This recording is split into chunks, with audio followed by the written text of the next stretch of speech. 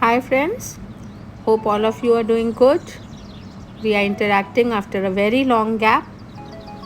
Hope all of you and your loved ones are doing good in health and wealth. Hats off to the warriors जिन्होंने बहुत कड़ी मेहनत से इस कोविड-19 नाम के राक्षस को मात दिया है। अभी लेटेस्ट दौर है वैक्सीनेशन का, तो चलिए हम बात करते हैं इंडिया में वैक्सीनेशन का। द फोरमोस्ट पॉइंट, हम वैक्सीनेशन लें या नहीं लें? तो इसका जवाब है हम वैक्सीनेशन बिल्कुल लेंगे। कुछ लोगों का कहना है कि वैक्सीन लेने के बाद कोरोना हो जाता है, कुछ सिम्टम्स डेवलप करते हैं वैक्सीन लेने के बाद, but that is not corona. Vaccine लेने के बाद किसी को फीवर आता है, माइल्ड फीवर होता है, किसी के बदन में दर्द होता है। You take a paracetamol and it goes off.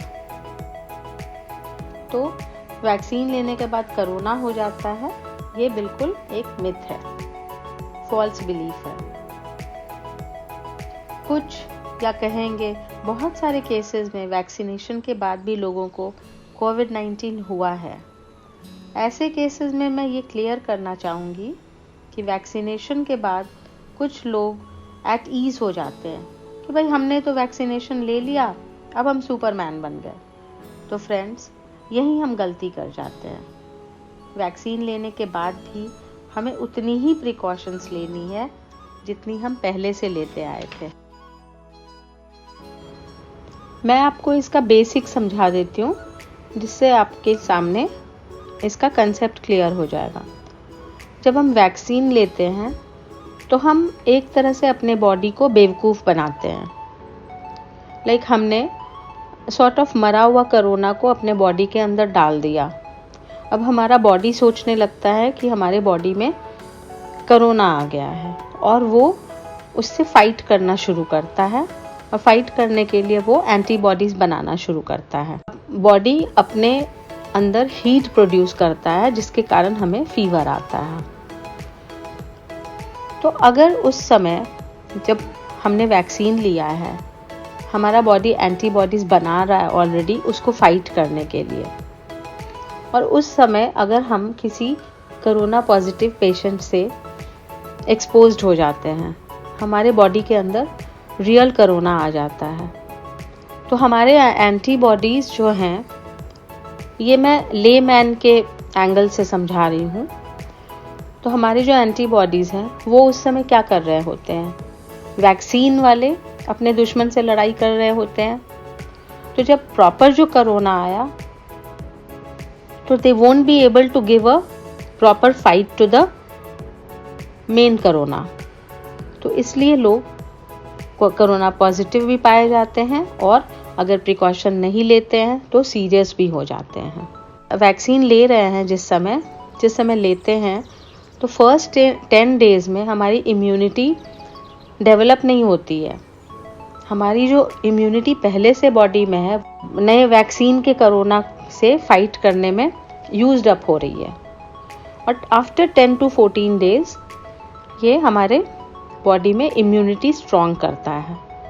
तो उस 10 से 15 दिन के बीच में अगर हम कोविड पेशेंट से इंटरैक्ट कर गए, उसी बीच कोरोना हो जाता है, और लोग सोचते हैं कि हम वैक्सीन लेने के बाद कोरोना पॉजिटिव हो गए। वैक्सीन के दोनों डोजेस लगने के बाद कोविड-19 होने का चांसेस बस 0.02 या 0.03% है। मतलब 10,000 लोगों में से 2 या 3 व्यक्तियों को कोविड-19 होने का खतरा है। मान लीजिए हमने वैक्सीन ले लिया है और गलती से कोरोना वायरस हमारे शरीर के अंदर आ जाता है, बॉडी के अंदर आ जाता है, तो हमें फ्लू के जैसी प्रॉब्लम्स होंगी। लाइक सर्दी होगी, बुखार होगा, ज़ुकाम होगा, और 3-4 दिन में वो ठीक हो जाएगा। तो क्योंकि हमारे बॉडी के अंदर ऑलरेडी एंटीबॉडीज़ हैं, तो वो मल्टीप्लाई नहीं कर पाएगा और वहीं पे वो ख़त्म हो जाएगा। तो वैक्सीन लेने का मतलब ये नहीं है कि कोरोना के साथ हम दोस्ती कर ले और कोरोना को हम इनवाइट कर ले अपने बॉडी के अंदर कि भाई चलो अब हम तो वैक्सीनेटेड हैं तो मुझे कुछ कर ही नहीं पाओगे। No, this is wrong. ये हमें कॉम्प्लेक्सिटी से बचाता है। सिवियर कोविड-19 तक ये नहीं पहुंचने देगा, हमें हॉस्पिटलाइज होने की नौबत नहीं आएगी। वैक्सीनेशन लाने का एक और मकसद है कि इंडिया में हर्ड इम्यूनिटी लाना। तो व्हाट इज़ हर्ड इम्यूनिटी? इसका मतलब है कि इंडिया में कोरोना वायरस अगर इन 70 to 80% लोगों से इंटरैक्ट करता है और वो ज़्यादा मल्टीप्लाई नहीं कर पाता है तो उसका ग्रोथ कम हो जाएगा और वो धीरे धीरे डेड हो जाएगा। बच्चों का वैक्सीनेशन का ट्रायल चल रहा है, लेकिन अभी इसमें थोड़ा टाइम लगेगा।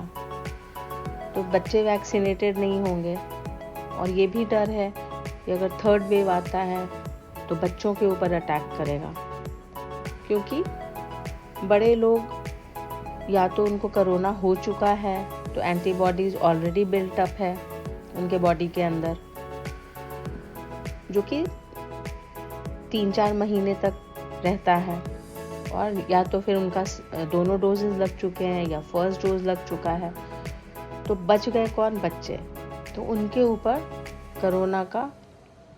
कोरोना वायरस का अटैक होगा। तो अगर हम जल्दी जल्दी वैक्सीनेटेड होकर हर्ड इम्यूनिटी ले आते हैं तो ये प्रोबेबिलिटी कम हो जाएगी। Married women who are taking contraceptive pills, pregnant ladies and lactating women should consult their doctors before getting vaccinated.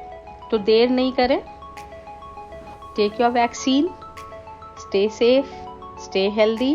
जाने के पहले मैं एक चीज़ बोलना चाहूँगी कि क्यों नहीं हम एक पर्सन को अडॉप्ट करें फॉर द वैक्सीनेशन।